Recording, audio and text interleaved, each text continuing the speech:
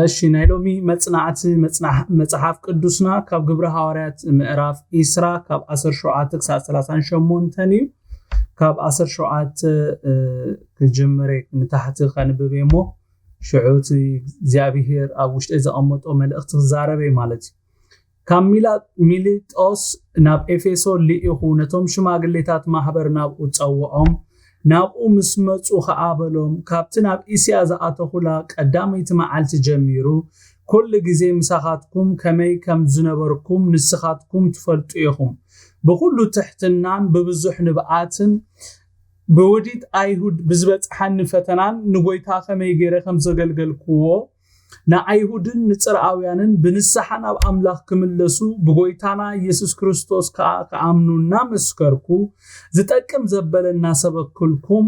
ኣብ ዋዕላ ኮነ ኣብ ቤት ኮነ ምምሃርኩም ከቶ ኣያብክርኩን ሕጂ ግና እነሆ ኣነ ብመንፈስ ተኣሲረ ናብ ኢየሩሳሌም እኸይድ ኣለኹ ብዘይታ መንፈስ ቅዱስ ማዕሰርትን ጸበባን ክጸንሐካ እናበለ ኣብ ከከቱምኡ ዝምስክረለይ ዘሎ እንተዘይኮይኑስ ኣብ ኢየሩሳሌም እንታይ ከም ዝረኽበኒ ኣይፈልጥኔ ጉያይን ብጎይታ ኢየሱስ ተቐበልዎ ክዎ መልእኽተይን ክፍጽም ወንጌል ጸጋ ኣምላኽ እናመስከርኩ ህይወት ወይውን በኣይሲ ከም ክብርቲ ገይረ ኣይሪኣኔ ሕጂ ድማ እንሆ ንስኻትኩም ኩልኻትኩም እናዞርኩ መንግስቲ ኣምላኽ ዝሰበኩልኩም ደጊም ገጸይ ከም ዘይትርእዩ ፈልጥ ኣለኹ ኩሉ ምኽሪ ኣምላኽ ነገርኩኹም እምበር ዘትረፍኩልኩም የብለይን እሞ ካብ ደም ኩልኻትኩም ንጹሕ ምዃነይ ሎሚ መዓልቲ እምስክረውልኩም ኣለኹ ስለዚ ንርእስኹምን ነታ ብገዛ ደሙ ዘጥራያ ማህበር ጎይታ ክትጓስዩ መንፈስ ቅዱስ ኤጲስቆጶስ ገይሩ ኣብኣ ዝሸመኩም ኩሉ ሞጋሰ ሓሉ ኣነ ምሳግለስኩ ነቲ ሞጋሰ ዘይንሕፉ እኩያት ተኻሉ ከም ዝኣትውኹም ፈልጥ ኣለኹ ንደቀ መዛሙርቲ ደድሕር ምእንቲ ክስሕቡ ቄናን ነገር ዝምህሩ ካባኻትኩም ክትንስዮም ስለዚ 3 ዓመት ሙሉ ለይትን መዓልትን ብንብዓት ንነፍስ ወከፍኩም ምምዓድ ከም ዘየብኮርኩና ዘከርኩም ንቁሑ ሕጂ ድማ ንኣምላኽን ነቲ ከሓንፀኩም ምስ ኩሎም ቅዱሳን ከረስትየኩም ዝኽእል ቃል ጸጉኡ ነማሕጽነኩም ኣለኹ ብሩር ኮነ ወርቂ ወይ ክዳን ካብ ሓደ እኳ ኣይደለኹን ንዓይን ነቶም ምሳይ ዝነብሩ ዘን ኣእዳወይ ከም ዘገልገላ ባዕልኻትኩም ትፈልጡ ኢኹም ነቲ ጎይታና ኢየሱስ ባዕሉ ካብ ምቕባልሲ መሃብዩ ኣዝዩ ይባርኽ ዝበሎ ቃል እናዘከርካ ከምዚ ጌርካ ምዕያ ንድኹማት ምዕላይ ከም ዝግባእ ብሁሉ ኣርኤኹም እዚ ምስ በለ ተንበርኪኹ ምስ ኩሎም ሓቢሩ ጸለየ ኩላቶም ካብ ብዙሕ ብኽያት በኸዩ ንጳውሎስ ድማ ብኽሳዱ ሓኒኦም ሰዓምዎ ካብ ኩሉ ከዓ ስለቲ ደጊምሲ ገጸይ ክትርኢኑ ኢኹም ዝበሎ ቃል ኣዝዮም ጎሃዩ ክሳታ መርከቡን ኣፋነው ይብለና እዚ ክፍሊ እዚ ካብ ናይ ዝሓለፈ ሰሙን መጽናዕትና ዝቐጸለ ክፍሊ ዝሓለፈ ሰሙን እንታይና ሪኢና ነርና ሃዋርያ ጳውሎስ በዓል 50 ኣብ ኢየሩሳሌም ከብዕል ኣዝዩ ተሓዊኹ ስለዝነበረ መታን ኣብ ኤስያ ካይድንጉ ኢሉ ናብ ኤፌሶን ከኣቱ ምኽሩ ከም ዝወድእ ሪኢና ኢና ደዋቢልና ነርና ሎሚ ድማ መቐጸልታናቱ ኢና ክንርኢ ማለት እዩ ኣብ ቁጥሪ 17 እንታይ ይብለና ካብ ሚሊጦስ ናብ ኤፌሶን ሊኢኹ ነቶም ሽማግሌታት ማህበር ናብኡ ፀውዖም ይብለና ሃዋርያ ጳውሎስ ነቶም ኣብ ኤፌሶን ዝነብሩ ሽማግሌታት ማህበር ናብኡ ንኽመጹ ስለምንታይ ገይሩ እንድሕር ናብኦም ከይዱ ነቶም ሽማግሌታት ማህበር ጥራይ ዘይኮነስ ንብዘላታ ማህበር ይኽረኽቦም ንሱ ጥራይ ዘይኮነ ምምጻእ ሃዋርያ ጳውሎስ ዝሰምዑ ዘበሉ ድማ ናብኡ ክእከቡ እዮም እዚ ኮይኑ ማለት ድማ ኩሉ መደባቱ ክለዋወጥ እዩ ትዝሓሰቡ ኣይክሰልጦኒ ማለት እዩ እዚ መታን ከይከውን እምበኣር ሃዋርያ ጳውሎስ ነቶም ሽማግሌታት ማህበር ጥራይ ናብኡ ክመጹ ገይሩ ማለት እዩ ቶም ሽማግሌታት ማህበር ናብኡ ምስ መጹ ሃዋርያ ጳውሎስ ብቐጥታ ብዛዕባቲ ምስኦም ኣብ ዝነበረሉ እዋን ብዛዕባቲ ዝነበሮ ህይወት ክዛረብ ጀሚሩ ካብ 18 ክሳብ 20 ንብብ ኮለና እንታይ ይብለና ናብኡ ምስ መጹ ከዓ በሎም ካብታ ናብ እስያ ዝኣተኹላ ቀዳመይቲ መዓልቲ ጀሚሩ ኩሉ ግዜ ምሳኻትኩም ከመይ ከም ዝነበርኩም ንስኻትኩም ትፈልጡ ኢኹም ብኩሉ ትሕትናን ብብዙሕ ንብዓትን ብውዲት ኣይሁድ بزبصحنن فتنان نغويتا كمي غير خم زغلغلكو نايهودن نصراويان بنسحنا باملاك كملسو بغويتانا يسوع كريستوس كاخ امنونا مسكركو زطقم زبلنا سبكلكم أوعلاقنا بيت كونه ممهاركم كتو آيب كوركم يبلنا أبزا حواري باولوس انتاي زبلوم زلو إذا حجي أنا زنقركم زلوه نأخذكم حدش نجر أيكونن تفلتوا نجر مليس زنقركم زلوه نت تفلتوا نجر مليس زنقركم زلوه جنا بزي مخنيات أيكونن يزبلوم زلو كبرنا قويت يكون آمين حواري باولوس بزي مخنيات أيكونن بزعبات نساتهم زفلتوا نجر دغيمو ززخاخروم زلو مخنيات ألو بزعبات ززاربولو زلو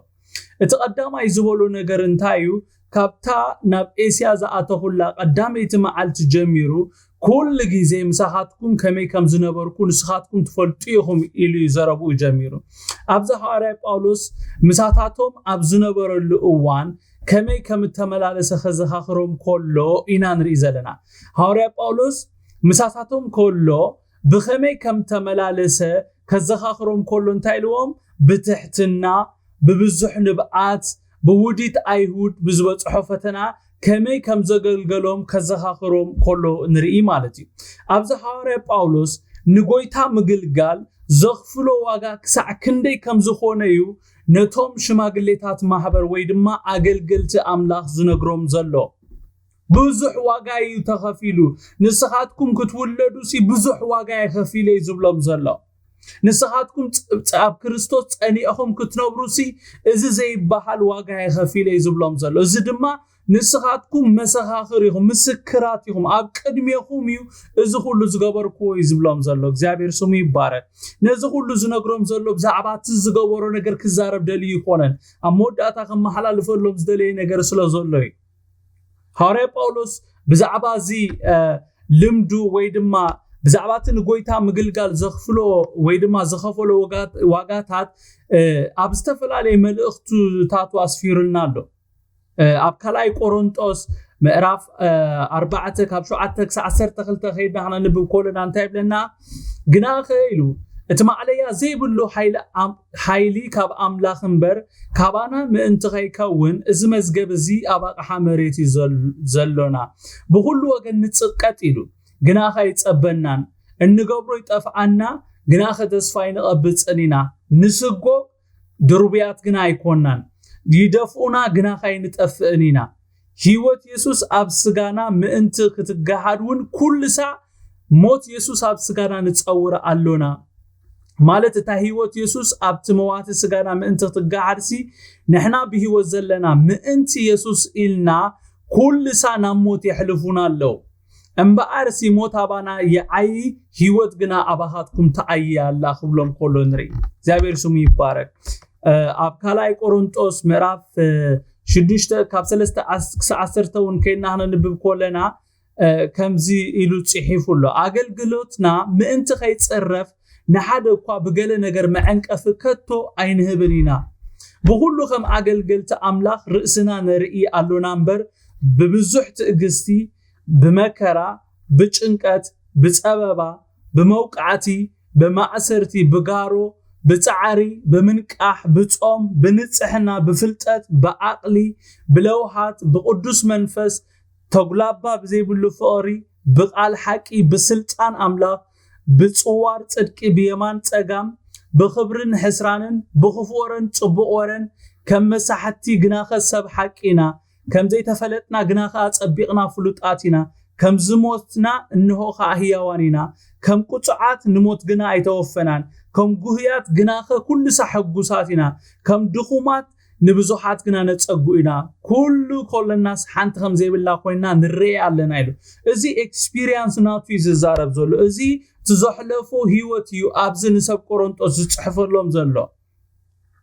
بأيهود إلو أب كلاي قرنطوس ምዕራፍ 11 ካብ 24 ክሳብ 28 ክጽሕፈሎም ኮሎ ካንታ ኢሉስ በአይሁድ 5 ጊዜ ነርባዓስ ሓደ ጎድል ተገሪፈ 3 ሰዓት ብሻሞል ተዘቢጠ ሓደ ሰዓት በእማን ቀጥቀጡኒ 3 ሰዓት እታ ዝነበርኩ መርከብ ተሰብረት ለይትን መዓልትን ኣብቲ መዓሙቕ ባህሪ ሓዲረ ወዓልኩ ብዙሕ ጊዜ أمجوتات نيرة أبرباطات بفرحات كاب دك عدي بفرحات كاب أحزاب بفرحات أب كتما بفرحات أب برخا بفرحات أب بحر بفرحات أب مأخل أحوات حصوت بفرحات يزنوركو بإيون بتعرن بزح جزي بمنكح بتميتن بتمئن بزح جزي بتأمن بقرن بأرك آن النيرة أبلع لزي أو تعيز الله كل نجر أتي أبتصبح زبني مالت بزعباتن كلاتن محبر زحاليو زلله حاليو تيلو أجرمكم حدا حواري باولوس نتوم شماغليتات محبر كاب تزاربهم عقداس نتبي انتاي زبليو بغلو تحتنا زبل قالي زابير سمو يبارك تحتنا كم سعبتن عقلقلتن أملاخن حدا خابتخن لبسو زقبقانا لبسنايو امين دو حواري باولوس بزو كلو مكرا إن حلفيو نهزب أملاخ زقلقل نيرو تحتنا لبسو يا نيرا كدانو يا نيرا اب كولوسي 13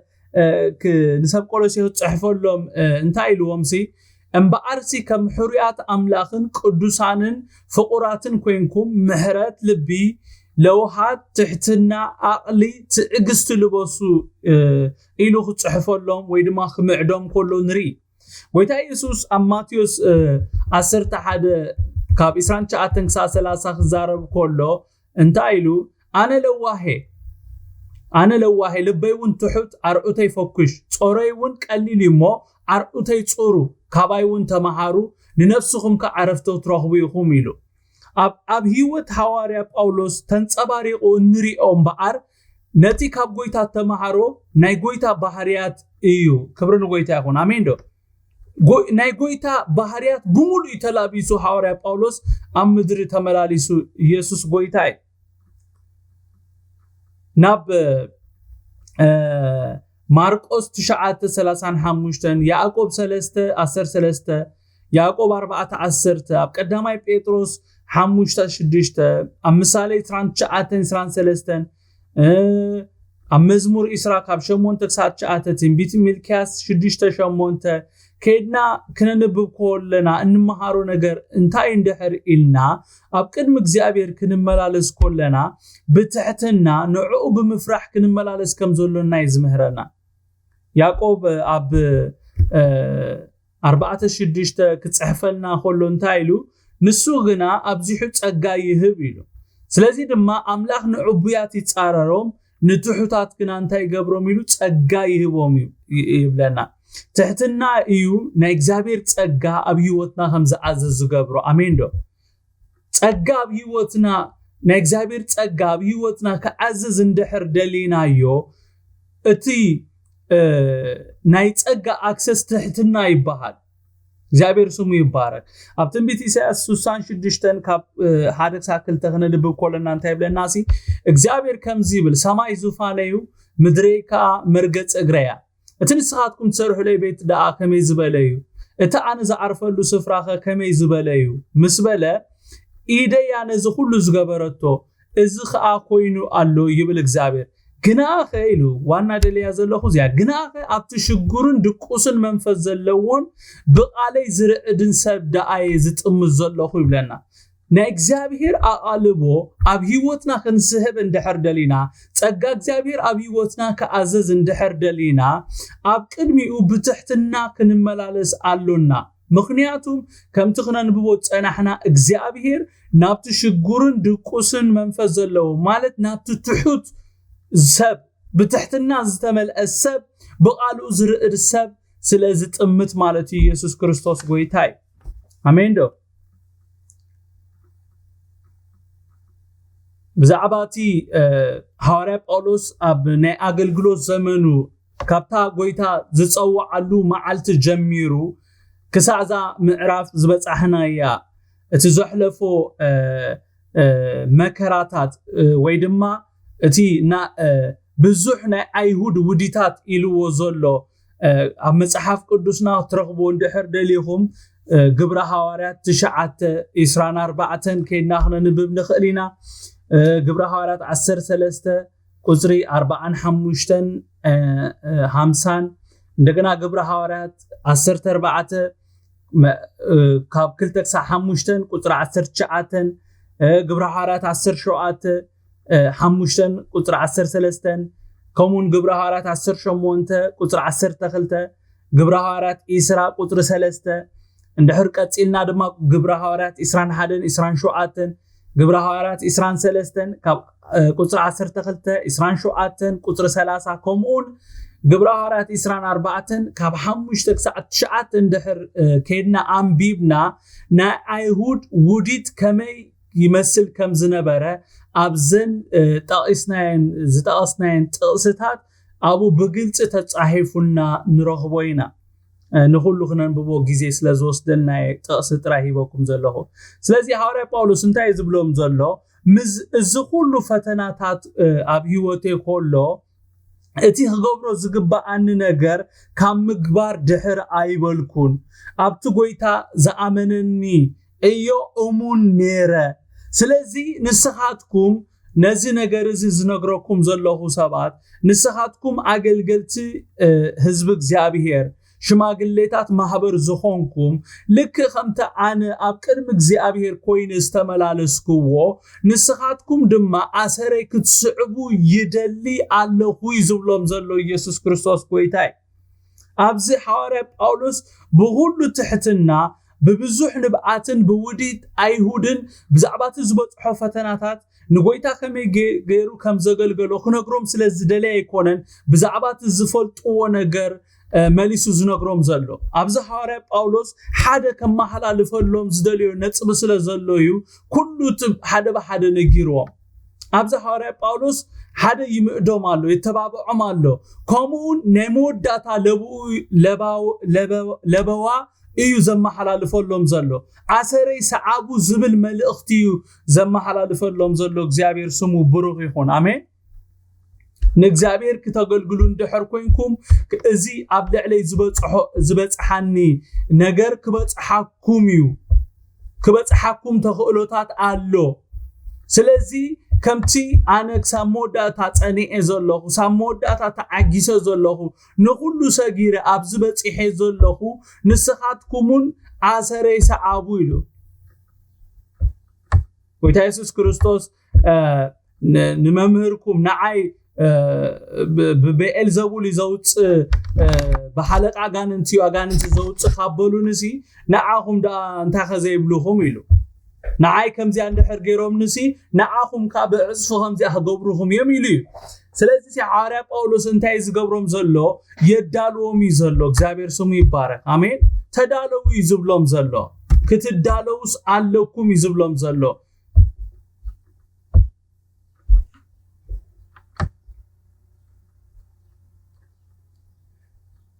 ካብ ኢስራን ክልተን ንታሕቲ ድማ እንታይ ይብልሲ ሕጂ ግን ኣነሆ ኣነ ብመንፈስ ተኣሲረ ናብ ኢየሩሳሌም እኸይድ ኣለኹ ብዘይ እታ መንፈስ ቅዱስ ማዕሰርትን ፀበባን ክፀንሐካ ይናበለ ኣብ ከተሙ ዝምስክረለይ ዘሎ እንተዘይኮይኑስ ኣብ ኢየሩሳሌም እንታይ ከም ዝረኽበኒ ኣይፈልጥኒ ጉያይን ብጎይታ ኢየሱስ ተቀበልኩ መልእክተይን ክፍጽም ወንጌል ጸጋ አምላክ እናመስከሩኩ ህይወቴውን በአይሲ ከም ክብርት ገይረ አይሪአኔ ሕጂ ድማ እነሆ ንስኻትኩም ኩልኻትኩም እናዞርኩ መንግስት አምላክ ዝሰበልኩኩም ደጊም ገጸይ ከም ዘይትርእይዎ እፈልጥ ኣለኹ ክብሎም ኮሎንሪ ሃዋርያ ጳውሎስ በቃ ለበዋይ በቃ ናይ መወዳእታ ቃል ይዛረቦም ዘሎ ንሰብ ኤፌሶን ኣብዚ እንታይ ኢልዎም ኣነ ብመንፈስ ተኣሲረ ናብ ኢየሩሳሌም እኸይድ ኣለኹ መንፈስ ቅዱስ ናብ ኢየሩሳሌም በቃ ክኸይድ ይድርኸንሎ ብመንፈስ ተመሪሄ ናብኡ ዝኸይድ ዘለኹ ናብኡ ክኸይድ ከለኹ ዝገጥመኒ ነገር ሰናይ ነገር ኣይኮነን በቃ ማዕሰርትን ፀበባን ክፀንሐኒ ምዃኑ ኦሬዲ ኣቀዲሙ ተነጊሩንሎ ኣይገርመኩምን ተነጊርዎ ክነሱሲ ክእሰር ምዃኑ እናፈለጠስ ብዙሕ ፀበባ ክረኽቦ ከም ዝኾነ እናፈለጠሲ ጠኒኑ ክኸይድ ከሎ ኢና ንርኢ ዘለና ክሳዕ ክንደይ ሃዋርያ ጳውሎስ ህይወቱ ንጎይታ ኢየሱስ ክርስቶስ ዝወፈየ ሰብ ከም ዝኾነ ኢና ካብዚ ቃል ዝነንብብ ዘለና ኣይገርመኩምን ንህይወቱ ዝጨከነ ሰብ ህይወቱ ከምቲ ኣብ ገላትያ ዝበሎ ኣነ ሞይተ ለኹ ከምዝ በቃ ክርስቶስ ያባይ ዝነብር ዘለኹ ዝሕጂ ዝነብሮ ዘለኹ በቲ ኣብ ክርስቶስ ዘለኒ ህይወት ዝበሎ ሓቂ ንሕና ንጠቕሶ ንኸውን ኢና ሃዋርያ ጳውሎስ ግን ብሓቂ ንሱ ከም ዘይነብር ኢና ኣብዚ ንርኢ ዘለና ክራይስት ኣብኡ ይነብር ከም ዘሎ ኢና ካብዚ ቃል እዚ ንምሃር ዘለና እግዚአብሔር ከምዚ ዓይነት ትብዓት ይሃበና ኣሜን ዶ መጽሓፍ ቅዱስ ኣብ ቆሎሴ ዝነግረናኮ ሞይትኩም ይኹም ይዝብለና ሞይትኩም ይኹም ህይወትኩም ኣብ ክርስቶስ ኣብ ሰማያት ተሰዊራላኮ ይዝብለና ዝሞተ ሰብ በቃ ከም ሃዋርያ ጳውሎስ ዝነብር ኢየሱስ ክርስቶስ ጎይታይ ንሕና ብንእሽተይ ነገር ኢና በቃ ሕልኽልኽ ክንብል ንውዕል ዘለና እግዚአብሔር እዚ ናይ ሃዋርያ ጳውሎስ መንፈስ ናይ ጎይታ ኢየሱስ ክርስቶስ መንፈስ ንዓላማ ዝጨከነ ሰባት ይግበረና አሜን ዶ ኣብዚ ዘመን እዚ ጎይታ ዝደሊ ዘሎ እንታይ እንድሕር ኢልና ጨካን ትውልዲ አሜን ዶ ኮምፕሮማይዝ ዘይገብር ትውልዲ ብዝኾነ ብዝመፀንፋት ዘይውሰድ ትውልዲ ኢየሱስ ጎይታይ አሜን ዶ ማይ ድሪም ኢሉ ሕልመይ ሲሉ ሕልመይ እቲ ዝደልዮ ነገር ባሕገይ ዝደልዮ ነገር ጉያይን ብጎይታ ኢየሱስ ተቀበልኩ መልእክተይን ክፍጽም ወንጌል ጸጋ አምላኽ እናመስከርኩ ህይወተይውን በአይሲ ከም ክብርት ጌራ ይርአኒ እወፈልጥ ኣለኹ መከራሎ ቅድመይ ግን አይግድሰንን ኢሉ በቃ አነ ተሸይጤ ንክርስቶስ ተሸይጤ ኢሉ ህይወተይ ንክርስቶስ ሂቤ ኢሉ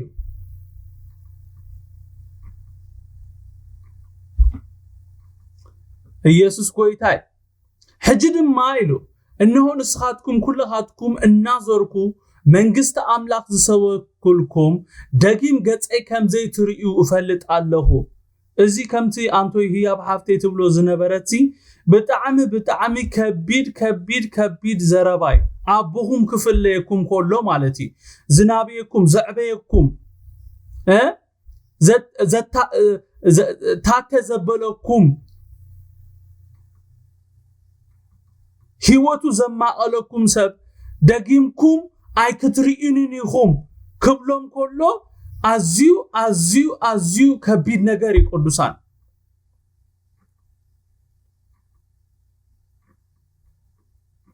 ቁጥር 26-27 እንታይብለናሲ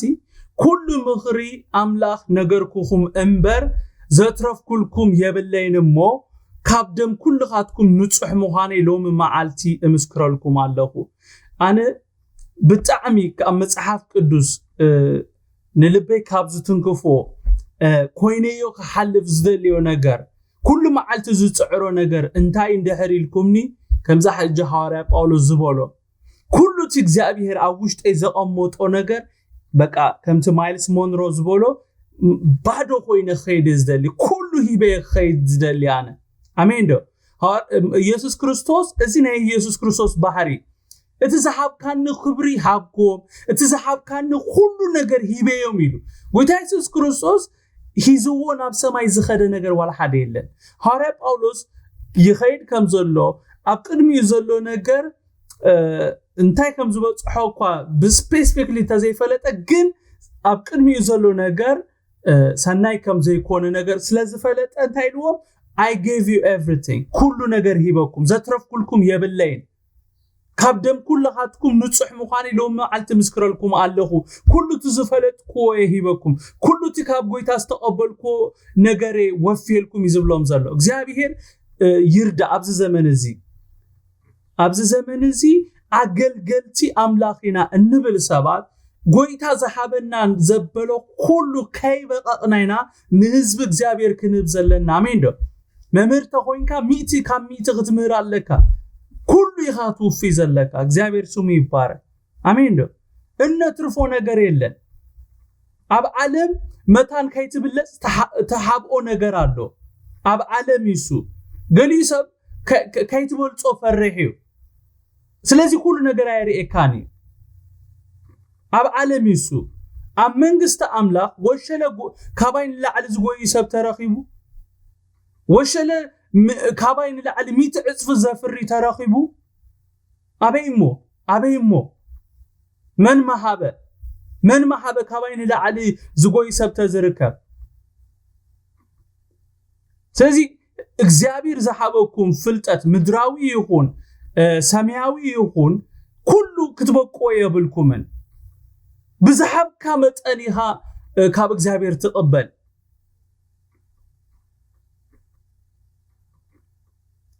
ቅዱሳን እግዚአብሔር ዝሃበና ነገር ኩሉ ናይ መሃብ ሓላፍነት ኣለና ሃዋርያ ጳውሎስ ኣብዚ ይመጻር ዘሎ ኣነ ነፃ ሰብ ከም ዝኾንኩ ዝፈልጥ ክትፈልጦ ዝግባኣኩም ነገር ኣፍሊጠኩም ዘትረፍኩልኩም ነገር የብለይን ንሳቶም ድማ ነዚ ምስክር እዮም እዚ ኣትሪፍካልና ዝብልዎ ነገር የብሎም ኣብ ቁጥር 28 እንታይ ብለና ስለዚ ንርእስኹምን ነታ ብገዛ ደሙ ዘጥረያ ማሕበር ጎይታ ክትጓስዩ ናብዛ ፖይንት ናብዛ ነጥብ እዚ ኣኽመጽዩ ሃዋርያ ጳውሎስ እቲ ኩሉ ክሳብ ሕጂ ክዛረቦ ዝጸንሐ ተዛሪቡ ኣለኹም ዶ ምሳይ ሃዋርያ ጳውሎስ በቃ ብዛዕባቲ ንሳቶም ዝፈልጥዎ ክነግሮም ኢሉ ይኮነን ብኩሉ ዘርዚሩሎም ነቲ ዝፈልጥዎ ታሪክ ሃዋርያ ጳውሎስ ናብዛ ነጥብ እዚ ንምምጻዩ እቲ ሁሉ ነገር ነጊሮም ስለዚ ንርእስኹምን ነታ ብገዛ ደሙ ዘጥረያ ማሕበር ጎይታ ክትጓስዩ መንፈስ ቅዱስ ኤጲስቆጶሳት ገይሩ ኣብ ኣሸመኩም ኩሉ መጓሰ ሓሉ you have the responsibility ምስትስተውሃበካ ጸጋ ምስትስተውሃበካ ስልጣን ሓላፍነት ኣለኩም ይዝብሎም ዘሎ ሎሚ እኮ ተሓታቲ የለን ኣብ ቤተ ክርስቲያን ትፈልጡ ዲኹም ሎሚ ተሓታቲ የለን ወላ ትመራሒ ዝብል ናይ ዛ ቤተ ክርስቲያን በዓራኤ ዝብል ተሓታቲ ይኮነን ዝሓቶ የለን responsibility በቃ ማለት ከም ድላይ ገባርና ሓዳግ ንሱ ሃዋርያ ጳውሎስ እንታይ ኢልዎም ቤተ ክርስቲያን ሃልው ይኮነን ኢልዎም እቲ ኣነ ዝመስረትኮ ቤተ ክርስቲያን ኣነ ዝተኸልኮ ቤተ ክርስቲያን ሃልው ይኮነን ኢልዎም ብገዛ ደሙ ዘጥረያ ማሕበር ጎይታን ክትጓስዩ መንፈስ ቅዱስ እዚ ስልጣን እዚ አፖስትልሺፕ እዚ ቢሾፕ ናይ ምዃን እዚ ናይ ፓስተርነት ጸጋ እዚ ናይ ወንጌላዊ ጸጋ ሂቡኩም ኣሎ ስለዚ ነቲ መጓሳ ሓሉ እዚ ሹመስ ተቀበልኩም ነቲ መጓሳ ክትህሉ ክትጓስይዎ ክትናብይዎ ክትምግብዎ ናብቲ ዝብጻሕ ተብጽሕዎ ይዝብሎም ዘሎ እንድሕር ዘይሓለኹሞ እንድሕር ሓላፍነትኩም ዘይተወጽእኹም ስታይ ኢልዎም ኣነ ምሰልገስኩ ነዚ መጓሰ ዘይንሕፉ እኩያት ተኻሉ ከም ዝኣትኹም ፈልጥ ኣለኹ ነዚኦም ተከላኸልዎ ምስትህሉ ምስትነቅሑ ኢልዎም እግዚአብሔር ስሙ ይባረክ አሜን አሜን ዶ እግዚአብሔር ምስቱ አሊሃበና አሜን እግዚአብሔር ምስቱ አሊሃበና መጀመሪያ ንርእስና እንታይ ኢሎም ስለዚህ ኢልዎም ንርእስኹምን መጀመሪያ ንርእስኻ ትጥንቃ ድሕሪኡ ዝተዋሃበካ ሓላፍነት ኣሎ ነታ ብገዛ ደሙ ዘጥረያ ማሕበር ጎይታ ክትጓስዩ ክትሕሉ ክልተ ነገር ሪኢኹም ንርእስኻ ትህሉ ነቲ ማሕበር ትጓሲ ነቲ ማሕበርካ ትሕልዎ ነቲ መጓስኻ ትሕልዎ ዝነጥቕ ክመጽእ ከሎ ክትክልክሎ ማለት ኣነ ምሰልገስኩ ነቲ መጓሰ ዘይንሕፉ እኩያት ተኳሉ ከም ዝኣትውኹም እፈልጥ ኣለኹ ንደቀ መዛሙርቲ ደድሕሪኦም ምእንቲ ክስሕቡ ቄናን ነገር ዝምህሩ ካባኻትኩም ካብ ማእኸልኩም ክትንስኡዮም ኢሉ ስለዚ ነዚኦም ካብ ማእኸልኩም ቄናን ነገር ክምህሩ ዝትንስኡ ነቲ መጓሰ ፋሕ ከብሉ ክብትኑ ዝወፁ ንዓዓቶም ኣፍ ደገ ካይትብዎም እንድሕር ደልየኹም ነታ ብደሙ ዘጥረያ ማሕበር ጓሲዋ ጽቡቅ ጌርኩም ሓልዋ ጽቡቅ ጌርኩም ኢሉ ክምዕዶም ከሎ ንርኢ ሃዋርያ ጳውሎስ ሓልዋይ ነታ ቤተ ክርስቲያን አሜን ዶ ነተን ኣብ ፎኦድኡ ሃገራትን ከተማታትን ዝተኸለን ኣብያተ ክርስቲያን ሓልዎም ናብይዎም ኣሰልጢንዎም ኣብ ፖዚሽን ኣቐሚጦም ኣብ ሓላፍነት ኮፍ ኣቢልዎም ስለዚ በቲ ዝተዋሃበኩም በቲ ዝተሾምኩሞ ምሻም ኣብ እሙናት ኩኑ ክብሎም ኢና ንርኢ ዘለና ኣብ 31 ነዚ ከዘኻኽሮም ኢና ንርኢ ዘለና ስለዚ 3 ዓመት ሙሉ ለይትን መዓልትን ብንብዓት ንነፍስ ወከፍኩም ምምዓት ከም ዘይብኮርኩም እናዘከርኩም ንቕሑ do what I do ማለት እዩ ቲ ኣነ ኣብ ልዕሌኹም ዝገበርኩ ንስሓትኩም ከምኡ ግበሩ እኮ እዩ ዝብሎም ዘሎ ናይ ንብዓተይ ውፅኢት ኢኹም ብንብዓተይ ወሊደኩም ብብርኬ ወሊደኩም ዋጋ ከፊለልኩም 3 ዓመት ሙሉ ኣብ ልዕሌኹም ግዜ ኣጥፊኤ ዝብሎም ዘሎ ስለዚ እቲ ኣባይ ዝረኣኹሞ ነገር ንስኻትኩም ድማ ከምኡ ግበሩ ዝብሎም ዘሎ እግዚአብሔር ስሙ ይባረክ ሕጂ ድማ ንኣምላኽ ነቲ ከሓንፀኩም ምስ ኩላቶም ቅዱሳን ከረስቲኩም ዝኽእል ቃል ፀጉኡ ኣማሕፅነኩም ኣለኹ ኢሉ እግዚአብሔር ይመስገን ድሕርቲ ምምዓድ ድሕርቲ ክብሎም ዘለዎም ነገር መባሉ እንታይ ኢልዎም ካብዝኒንዮ ሓንቲ ነገር ጥራይ ዝገብር ኢልዎም ኣሜን ንኣምላኽ ነቲ ከሓንፀኩምን ምስ ኩላቶም ቅዱሳን ከረስቲኩም ዝኽእል ቃል ፀጉኡ ኣማሕፅነኩም ኣለኹ ኢሎም ክብሪ ንሽሙ ይኹን ካብ 33 ንታሕቲ ድማ እንታይ ይብለና ብሩር ኮነ ወይ ወርቂ ወይ ክዳን ካብ ሓደ እኳ አይደለኹን ንዓይን ነቶም ምሳይ ዝነብሩን እዘን ኣዳወይ ከም ዘገልገላ ባዕልኻትኩም ትፈልጡ ኢኹም ነቲ ጎይታና ኢየሱስ ባዕሉ ካብ ምቕባል ሲመሓብ ኣዝዩ ይባርኽ ዝበሎ ቃል እናዘከርካ ከም ዝጌርካ ምእያይ ንድኹማት ምእላይ ከም ዝግባእ ብኩሉ ኣርኤኹም ኢሉ እግዚአብሔር ይመስገን ኣነሲ ጽቡቕ ኣብነት ኮይነኩም ዘለኹ ስለዚ ኣሰረይ ሰዓቡ ይዝብሎም ዘሎ ከምቲ ኣነ ዘረኣኹም ከምኡ ንበሩ ይዝብሎም ዘሎ ኣሜን ደ ቅዱሳነ ካይትታለሉ ንገንዘብ ካይትግዝኡ ገንዘብ ከይታለለኩም ምድራዊ ነገር ከይዕሽወኩም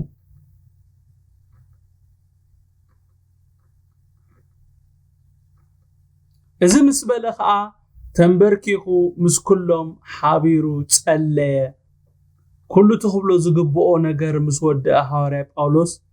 ናይ መወዳእታ ምስኣቶም ምስቶም ዝወለዶም ምስቶም ዘዕበዮም ምስቶም ኣገልገልቲ ማሕበራት ክኾኑ ዝሾሞም ሽማግሌታት ማሕበር ኤፌሶን